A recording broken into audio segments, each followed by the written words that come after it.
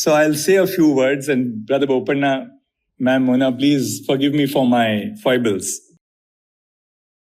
Kaveri Immara, Manninal, Puttibanda Kunni Ninga, Kodavada, Kelina, Kona Dabindara, Delhi Kattane, Kodavagat, Veera Paramparayena, Deshak Katira, Nyayanga, Vyavastela, Ninga Nigadade, Ana Motana, Buttitu, Poenadi, Ullira, Ninga Madane Seve, Bharatarata, Nyayanga, Vyavastela, Ekaneka, Shaswatayappa.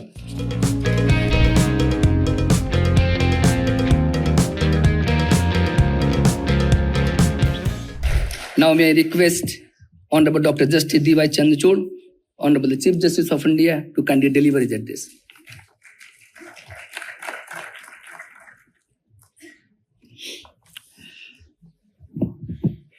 Brother Justice Bopanna, the members of his family, Miss Mona Bopanna, his children who are here, and everyone else in the family, brother and sister judges of the Supreme Court, Mr. R. Venkatramani, then Attorney General for India, Mr. Tushar Mehta, Solicitor General, Mr. Adish Agarwala, Mr. Rohit Pandey, Mr. Patijoshi, Ms. Rachna Srivastav, the newly elected Vice President of the Supreme Court Bar Association, office bearers and members of the SCBA, ladies and gentlemen. Normally, when Brother Justice Bopanna would circulate a judgment, I would always return his judgment saying, I respectfully agree, and as is my customary practice, put a smiley face and say with warm regards. But today, Justice Bopanna, I have to add some reasons of my own. I add reasons of my own in support of the proposition, if this were a college debating union, in support of the proposition that, Brother Bopanna, you have not only been a distinguished judge of our court, you're a great human being, and truly a worthy friend. Before I begin my address, I wish to thank Mr. Adish Agarwala, Mr. Rohit Pandey, and the outgoing committee of the Supreme Court Bar Association for the cooperation which you extended to not only me, but to the whole institution. And of course, Mr. Patijoshi over the last year. The omission was not intentional, Patijoshi. All of you have interacted with me collectively, individually, and I found all those interactions to be extremely constructive. Though we discussed issues of concern to the bar, sometimes issues of the heat of the moment, the one thing which stood out was that we spoke to each other in a spirit of great candor, friendship, and as a result of which we have been able to achieve so many things together. This is not an occasion to recount all those things that we have done, but I wish all of you individually a very satisfying future. I would also like to extend my heartfelt congratulations to the newly elected members of the Supreme Court Bar Association and the Executive Committee. The President-elect, Mr. Kapil Sibal, and the Vice President, Ms. Rachna Srivastav, are both distinguished senior advocates and highly respected members of the Supreme Court Bar. I'm confident that they will uphold the tradition of the Supreme Court Bar Association of advocating for lawyers with honesty, integrity, and non-partisanship. On behalf of the bench, I'm optimistic about collaborating with the association to find innovative solutions while upholding the dignity of our institution and staying true to our primary loyalty to our Constitution. What better occasion to reiterate this commitment than today, as we honor the legacy of Justice Bopanna, a judge whose 5-year-long tenure has symbolized integrity and an unwavering dedication to the rule of law. Justice Bopanna has truly been a judge of the bar, of the people. And I thought that before I begin speaking about him briefly this evening, I must use this occasion to tell the bar that we have taken a decision which I'm sure will do credit to Justice Bopanna being truly a lawyer's and people's judge. We have decided today that the attempt during 2021, the COVID year, for the Advocates on Record examination shall not be treated as an attempt so that lawyers who would have lost the ability to appear again for the Advocates on Record examination would be eligible to do so now, COVID being, after all, a COVID year. Brother Bopanna hails from Kodagu, the erstwhile Coorg, and is the first judge from the region to be elevated to the Supreme Court. He belongs to the Kodava community, which has traditionally been a community with strong ties to their land and to the martial tradition. The Kodavas have served the country as soldiers, generals, and members of the armed forces, including the indomitable Field Marshal K.M. Kariyappa. While Justice Bopanna may not have adopted the route of joining the armed forces in the literal sense, he has always reflected the ideals of a warrior and is a steadfast soldier of justice. On this occasion, it would be appropriate for me to say a few lines in Kodava Thak, Brother Bopanna's mother tongue, and a language that UNESCO has classified as an endangered language. If the learned Attorney General tried his hand at it, I thought I shouldn't be left far behind. So I'll say a few words, and Brother Bopanna, Ma'am Mona, please forgive me for my foibles.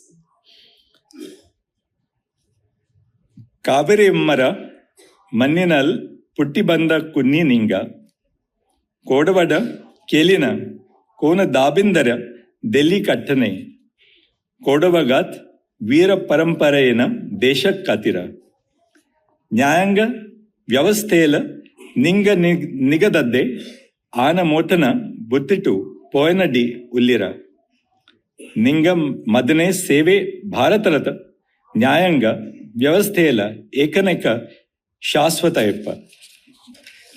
To translate this for you, what it means is, Brother Bopanna, you were born in the land of Kaveri Amma, the river Kaveri. You have brought the culture of Kodagu to Delhi. In everything that you have done, you have reflected the brave Kodava culture and tradition. The service you have rendered has been etched in our memories and will always be remembered by the Indian judiciary. While Justice Bopanna began his schooling in Coorg, he completed his education in different parts of Karnataka. During his days at St. Philomena's in Puttur, where he completed his pre-university course and BSc degree, he was the captain of the college cricket team and a member of the college hockey team. His love for cricket continues to this date, and he can often be found discussing the finer points of the game and following the sport enthusiastically. He was also elected the General Secretary of the College Students' Union. It is evident that these formative experiences from his youth have shaped his personality as a judge.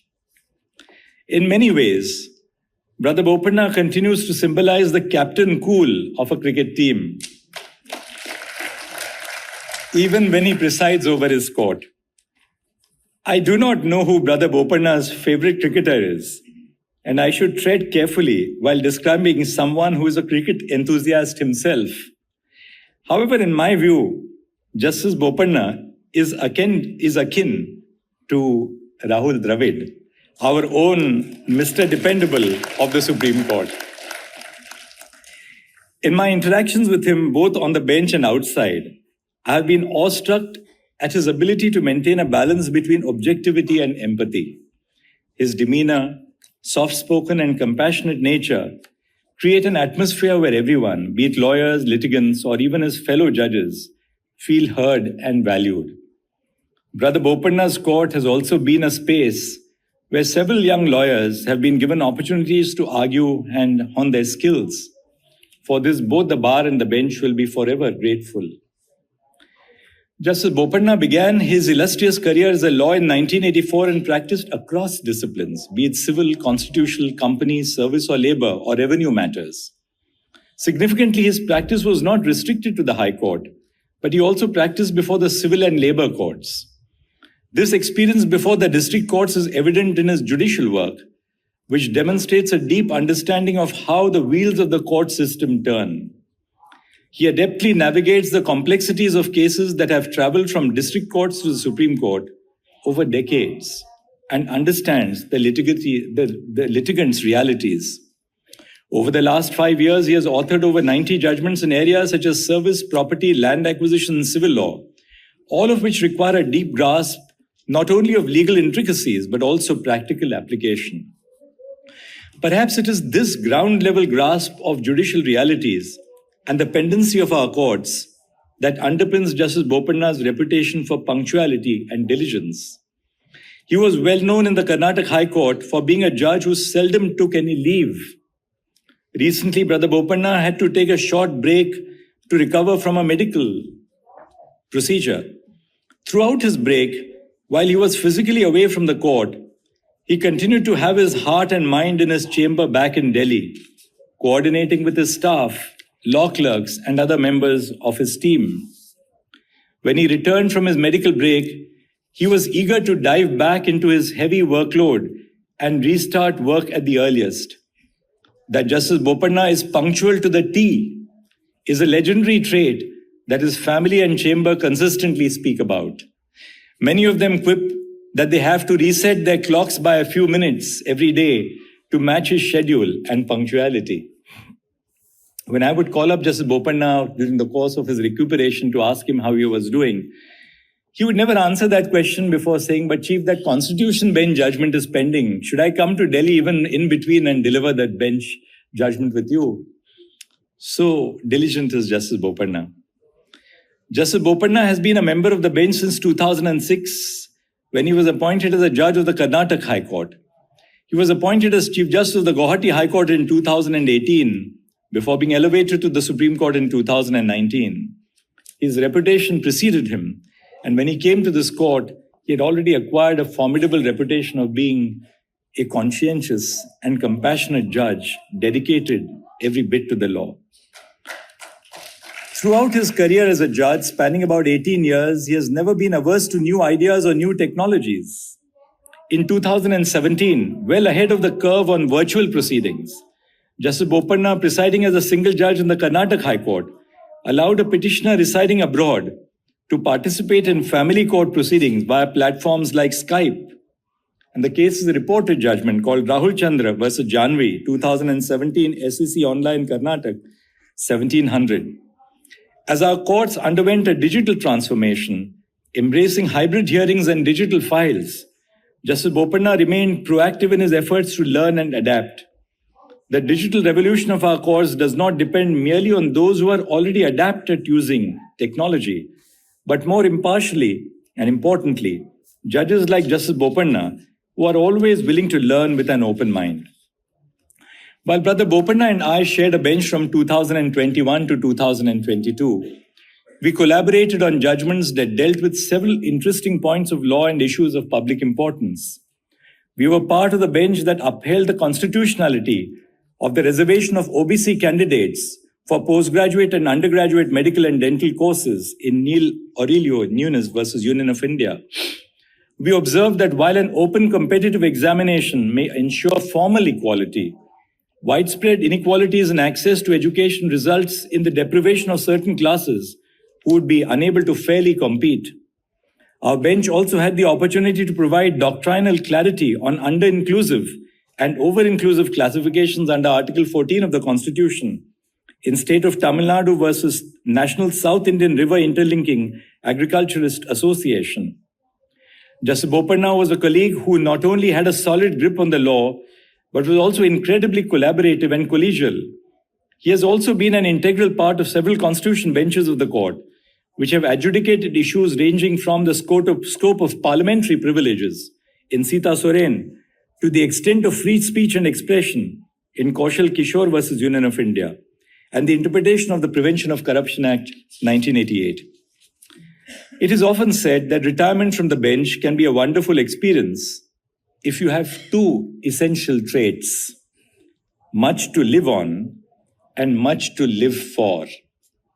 Brother Bopanna, I am certain that you have both of these essentials in abundance, much to live on and much to live for. Your career, marked by integrity and an authentic sense of justice, has earned you respect and admiration from the bar and bench alike. This reputation and goodwill not only give you much to live on, but also serve as an enduring legacy of your contributions to our institutions. You are blessed with a loving partner, children, and a supportive family who have stood by you through all the highs and lows. I'm certain that their unwavering love and support will continue to be a source of strength and joy for you. Your passions, such as your love for nature, your love for good food, and cricket, will enrich the time to come, providing you with the opportunities to pursue the activities you enjoy the most. I can share a secret with the members of the bar and my own colleagues that a few months ago, perhaps at a wrong time when he was just recuperating, I'd offered Justice Bopanna his choice of tribunals which he could head post-retirement. And then Justice Bopanna gave me that usual chuckle of his for which he's so famously known in the court and said, "Thank you, but give me liberty to be free of such afflictions."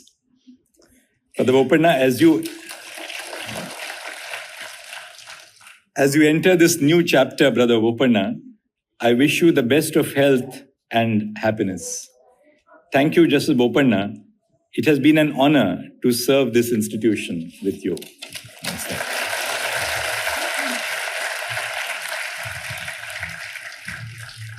Thank you, sir, for your words have always guided us, and your doors were always